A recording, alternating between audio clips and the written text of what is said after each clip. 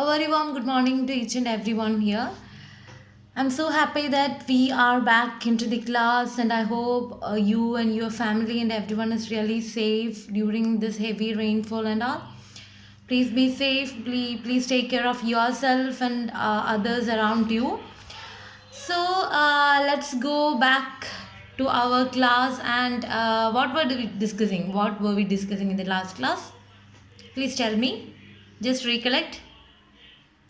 Yes, we were actually discussing the Act 1, Scene 2 of Merchant of Venice by William Shakespeare. And what is the scenario? What is the present situation that we are discussing in Act 1, Scene 2 of Merchant of Venice? What is happening now? Yes, so now we are in Belmont, the place of Portia, and we are having a conversation between Portia and Portia's maid Nerissa, isn't it? So what were they discussing? They were actually discussing about the griefs, the sorrows, and the dissatisfactions of Portia she's having in her life, and Nerissa is advising her, and they are discussing about the suitors, isn't it? The suitors of whom? Portia, and there is a kind of riddle that is already written by Portia's late father, the dead father, and that is there will be three caskets of gold, silver, and lead, and the one who is going to select the correct, the perfect casket with which there is a portrait of Portia is going to marry Portia.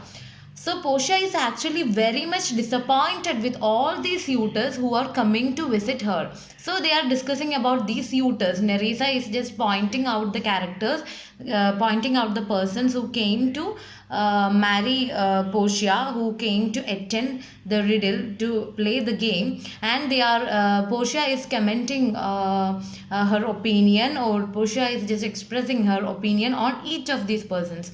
So we are discussing page number 32. Please open your textbook, page number 32. And we already discussed about the suitor. First, there is a Neapolitan prince. We already discussed about the Neapolitan prince, and Portia said about, what did Portia said about the Neapolitan king? What was her comment on the Neapolitan prince? It was like he is like a person. He's like a small horse, or he is always praising his horse, and he finds like that's the most beautiful or the most strongest thing that ever happened in the world. He's always blabbering about the horse and all. She doesn't like that person. And next, Nerissa is stating the next person, and that person is, then there is the County Palatine. County Palatine. So we just checked out what is County Palatine. Just look at the glossary, the 50. So the 50th vocabulary. It's County Palatine. The count from the Palatinate, the region on the west bank of the Rhine. The count is a local ruler or a nobleman. We also discussed about this thing too. So the County Palatine will be a nobleman from the Rhine, the west bank of Rhine. And let's see what is Portia's comment. What is Portia talking about this County Palatine? Okay, so what is she saying?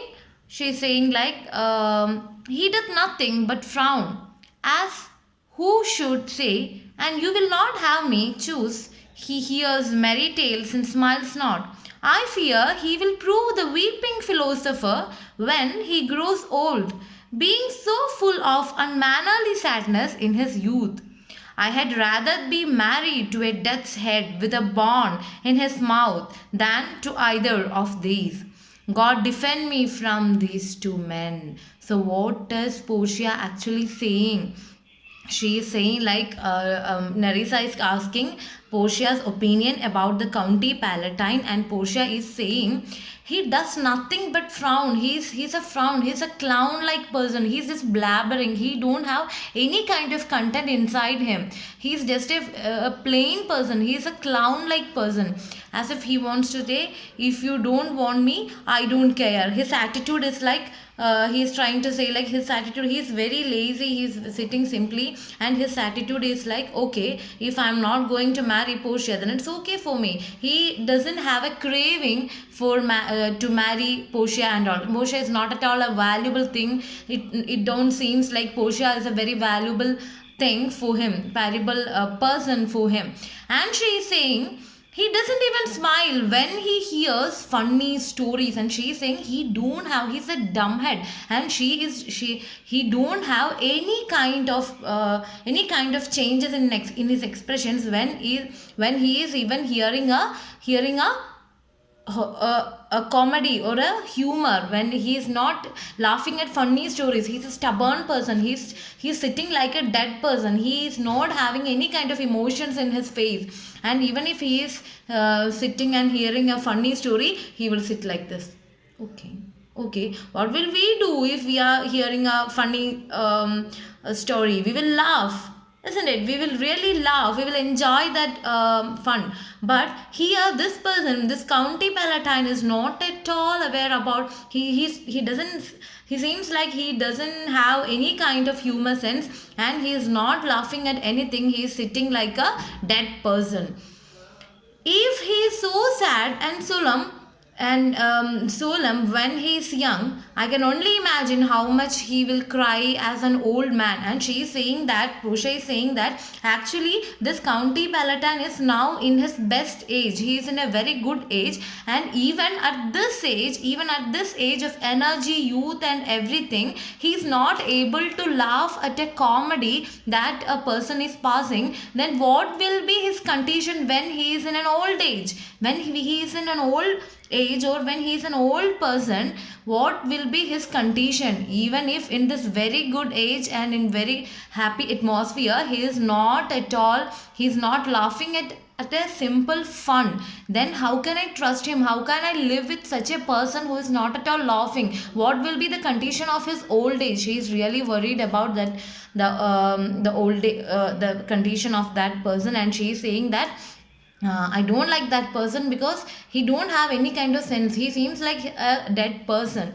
And I'd rather be married to a skull with bone in its mouth than to either of those men. What is she saying? Let us have a look. I had rather be married to a death's head. Death. What is a death's head? If I am dead, and what will be my head then? My flesh, everything will go away, and finally my head will be a skull, isn't it? So she is saying that if it is better to marry a skull, a person without mind and life. It is better to marry a skull with bones. Body, the head will be a skull and the body will be bones. It will not be having any emotions. It's better to marry that thing better than marrying this person. He's alive. He's all alive. He have all emotions. He have the soul, and he have the energy, and he have the life inside him, and even he is not at all able to laugh at a fun. Then what is his life worth for? It is better to marry a skull, a dead thing, more than marrying this kind of persons. Portia is commenting, Portia is passing such a comment to Nerissa. And Nerissa, how say you by the French lord, Monsieur Lebon? And Nerissa is asking, how say you by? What do you think? What do you think? She is asking, what do you think? Actually, what do you think by that French lord? So, Nerissa is just listing the next person. What do you think by the French lord, Monsieur Lebon? So, she is asking the name and asking, so, okay, you don't like these two persons. These persons have these issues. And now tell me, what about this person? What about the next person, the French lord? So, let's see what is Portia saying. Okay, Portia is saying like, God made him, and therefore let him pass for a man.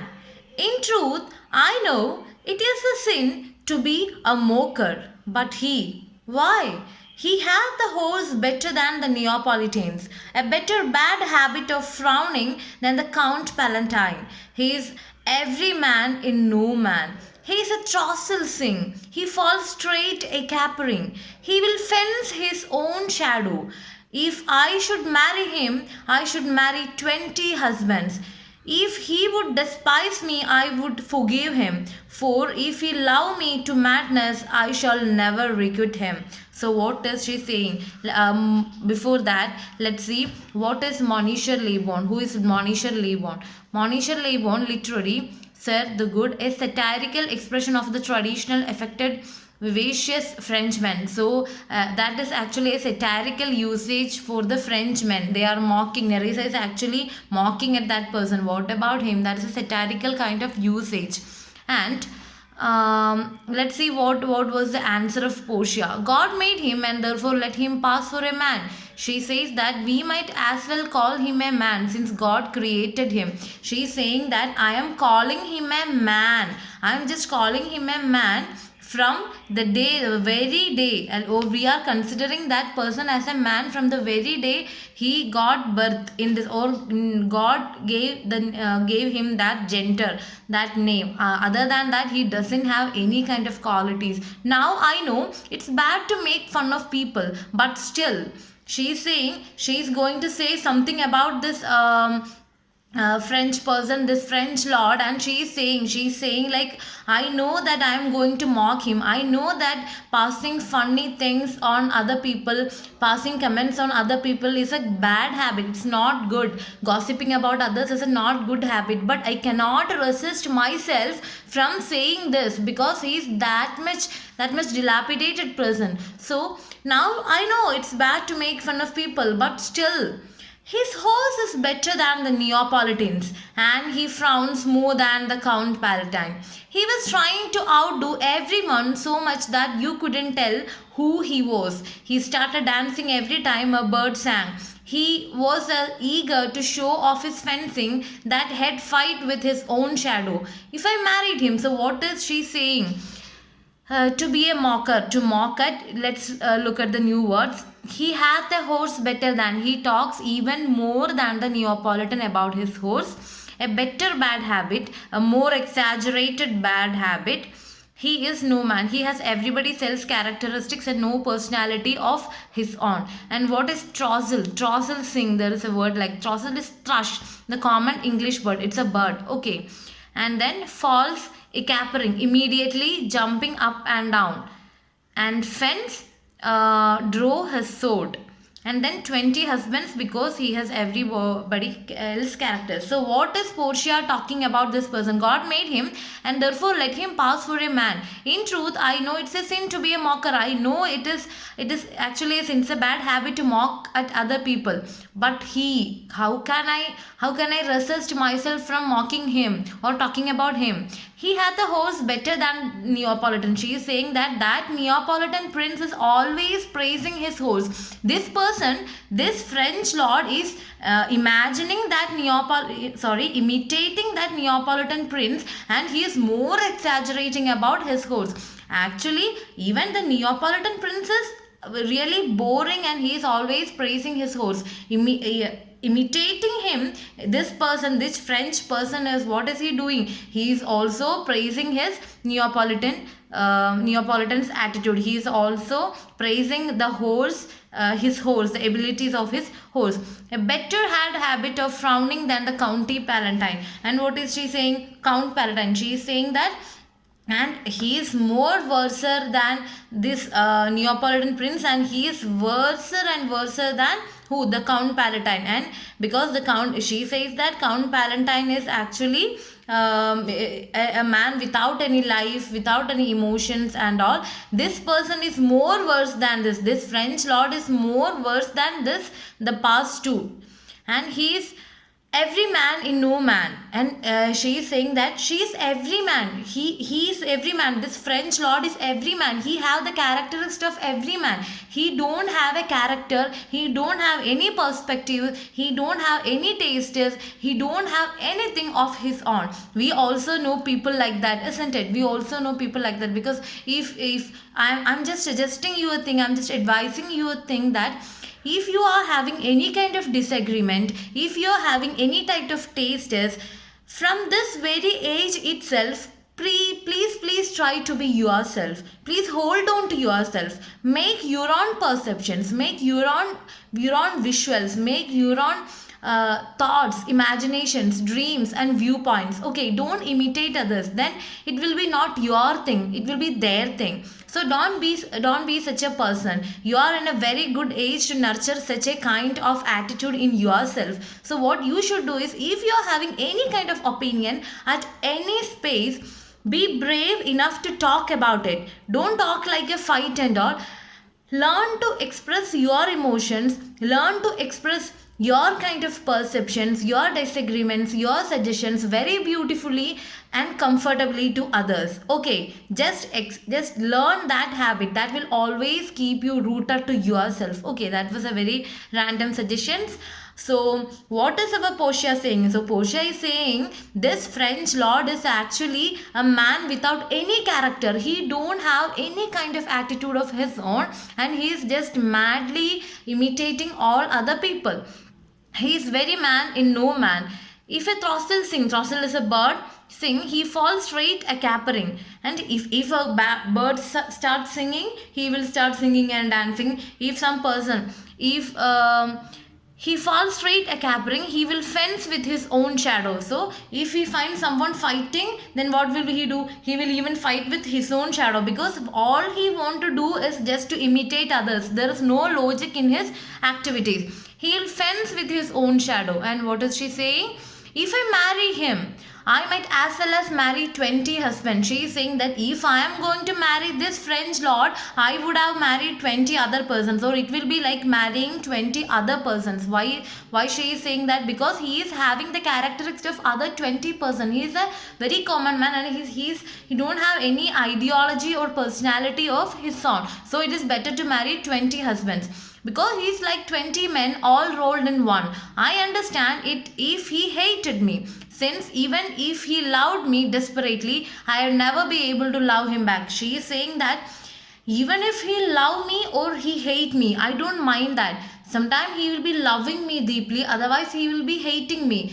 But I don't mind all that. But at one thing, I am pretty sure that I will not be able to love him back. She's saying that such a person without any kind of perspectives, without any kind of individuality of his own, without any kind of perception, I cannot love that person in back. So she is, what do you understand from this conversation of Portia and Nerissa? Portia is a person who is having perfect ideology, perfect perspectives of her own. So she want a person, she want to marry, she want to love a person who is having his own ideologies and his own stance, his own views and his own thoughts, not a person who is just madly or blindly imitating all other persons. Okay, so that was Portia's comment about the French lord.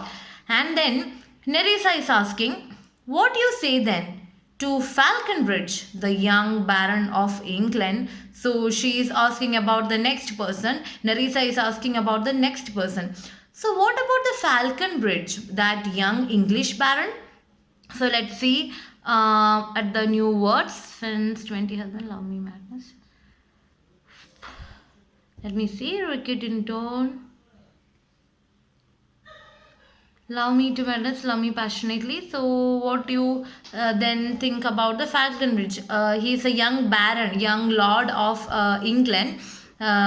So she Nerissa is listing the next person. So now how this much till this conversation, now how many people did Nerissa listed? The first was Neapolitan prince, then County Palatine, then French lord, and the fourth suitor who came to attend this particular riddle is Falconbridge, the young Baron of England. So Nerissa is asking about, what about the Falconbridge? Do you like him? What is your comment over him?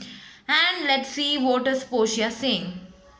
You know, I said nothing to him, for he understand not me, nor I him. He hath neither Latin, French, nor Italian. And you will come into the court and swear that I have a poor penny worth in the English. He is a proper man's picture, but alas, who can converse with a dumb show? How oddly he is suited. I think he bought his doublet in Italy, his round horse in France, his bonnet in Germany, and his behavior everywhere. So, what is Portia talking about him? She's saying that. I say nothing to him. I said nothing to him. I have no opinion about him. Oh my God. So Portia is hearing this person's name, and all of a sudden Portia is saying like, oh my God, about that Falcon Bridge, that person from the Baron England. I don't have any opinion about him. We used to say like this, right? If we don't like a person, or if we know that that person is a weird one, that's a bad one, a low quality person, then what happens if someone comes and asks to us, okay, then how was that person? What will we say? If we are having an intelligence, if you don't want to gossip, what will we say? Oh, I'm really sorry. I don't have anything to talk about him. I don't have anything to talk about him because he's a weird person. So we will not share that. So Portia is like that. She's saying that, oh my God, about that Falcon Bridge, about that person, I actually don't have anything to talk about. We don't talk because we don't understand each other. She's saying that we have not even talked. We are not able to talk because we are not able to understand each other. We are not able to realize each other. We don't have such a communication in between. He doesn't speak Latin, French, or Italian, and you know how little English I speak. The main problem between them is the language barrier. The main languages that he speaks is he doesn't speak actually Latin, French, and Italian. He don't know these three languages, and Portia is too good in these three languages. And he is good in English, but Portia is not good in English. He is not able to talk in English, and he is good in French, Latin, and Italian. But this person is not good in that language. So what happened? They cannot communicate. We need a language to communicate, right?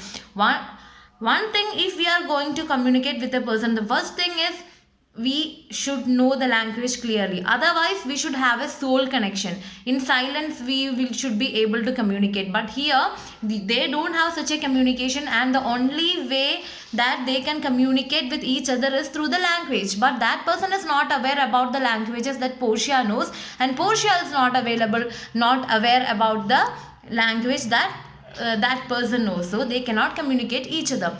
He's great looking actually, and she's saying, okay fine, he's good looking. Let's see. A poor man's picture, a man of the fine appearance. She's saying that, and you will come into the court and swear that I have a poor penny worth in English. He's a proper man's picture. Like that, he's a very manly person. He's a good looking person. He's actually a very handsome person. That I agree. I'm agreeing. Portia is saying, I'm agreeing that he's a very good looking person. He's very good to look, and he is very beautiful. That I am just accepting. Okay. But alas, who can converse with a dubcho? What is she saying? He's a great looking, but how can you talk to someone who doesn't speak your language? So what is dumb show? A mime acting without words. So they don't have language to talk. Portia don't know his language, and he don't know Portia's language. So what is happening? They are talking with actions. They are talking through actions. Okay, come, go. This is the way of communication they are having. So Portia is saying he is good looking, he is handsome and all, but how can I live with a person who's miming, who is dumb, who is actually dumb show? Dumb show, what is dumb show? Dumb is person who is not able to talk, and show is their kind of performance. So how can I live with a dumb show? Even if he is a very beautiful person and all, how can I live with a dumb show?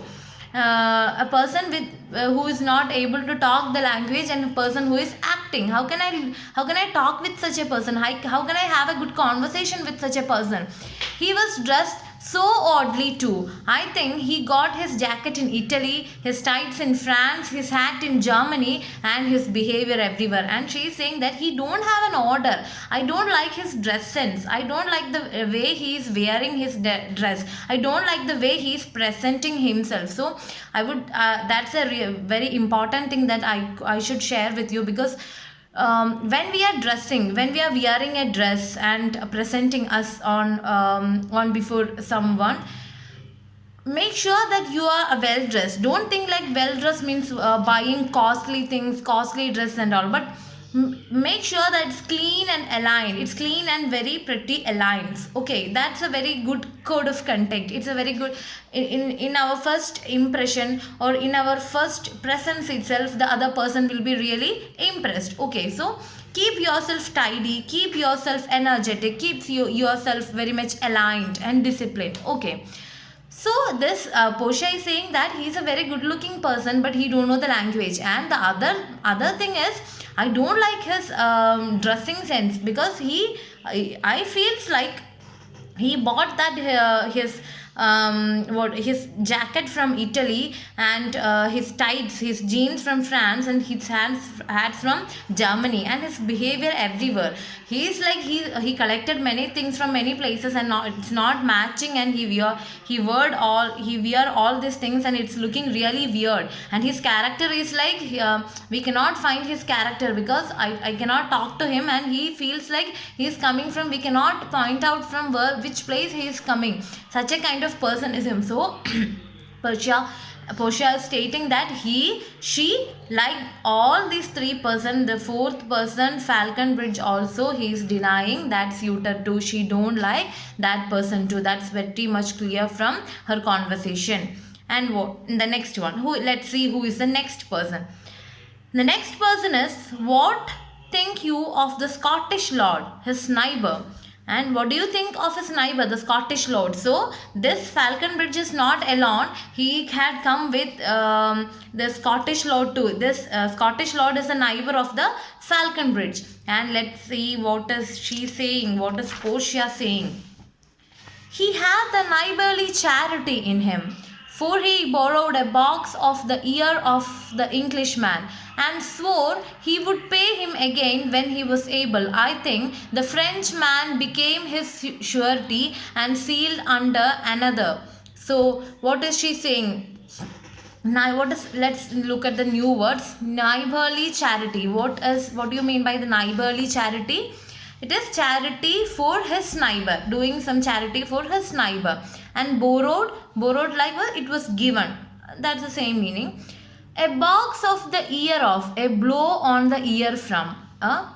Become his surety, guaranteed that he would repay the debt. Reference is made to the constant assistance that the French gave the Scots in their quarrels with the English. So what happens? Became his surety, and became his surety means guaranteeing. While we are renting something, while we are borrowing money from another person, the other person will stand like a surety, like Antonio stand for Bassanio. So let's see what is she saying. I think he is very forgiving, since he let the Englishman slap him on the ear without hitting him back, rather than defend himself. He just threatened to pay the Englishman back later. Then the Frenchman promised to help the Scot pay the Englishman back, and added a slap of his own. So what happened? She is saying that he is a man of forgiving. He is not courageous. She is saying that he is not courageous. I saw that a person, he borrowed money from a person, and that person threatened and slapped him. He slapped the Scottish person, and he was not able to fight back or defend himself. He was just threatening him. So I will do this, I will do that. He is only there in his words. He don't have any kind of courage. And another Englishman was coming and helping him to talk back and slap him back. So he is not a courageous person. I don't like him. He is too much forgiving. She is actually mocking him.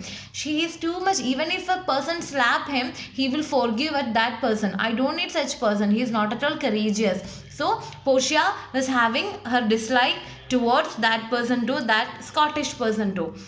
So till now, just go through how many persons, what were the let's go through the list of Nerissa. Who was the first one?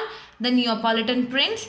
The second one, County Palatine. And the third one, the French lord. The fourth one, who was the fourth one? Tell me. The Falconbridge, the young baron of England. The Falconbridge, the young baron of England. And the fifth one was Scottish lord. Okay. So now we have more suitors, and Portia will be talking about the problems of these suitors too. Let's check the next person in the next class. So what I have to say is, as you are not, as majority of you are not submitting your assignments at time, on time, I'm going to change from the very, I will give one more warning today, and the very next day what will happen is, I will entitle each and every one of you to make one video or PPT and send to me. Otherwise, when the examinations come, I have registered this name who are not submitting the homeworks. Okay, so today I'm just giving a homework to list out the names. Just to list out the names till we discussed. Just list out the names of the persons we already discussed who came as the suitors of Portia. Okay, there's 4 persons. Just list out their names, only names. This is my last warning. If you are not submitting this thing from the very next class, you will not be having homeworks, but you will not be having written homeworks. You will have to make video things. Okay, so don't complicate things like that. If you have any problem in writing this writing your homeworks, if you have any problem in writing your own, just you can freely contact me. I will give you my personal mobile number. It is 8113883150. That is my personal mobile number. And if you have any, if you need any help to write your homeworks, please do contact me in WhatsApp, or you can call me or anything. Okay, so if that's the problem, you can directly contact me and fix that problem. If laziness is the problem, I have the medicine for that. Okay, so I'm really happy that we are going very successfully through the portion, and I heard that our class will restart by January and all. I'm really excited to watch all of you in direct, and I hope it will happen soon. So go through your lessons, do your homework, do the homework of every other subjects too. Be happy, be safe. Thank you so much. Have a nice day.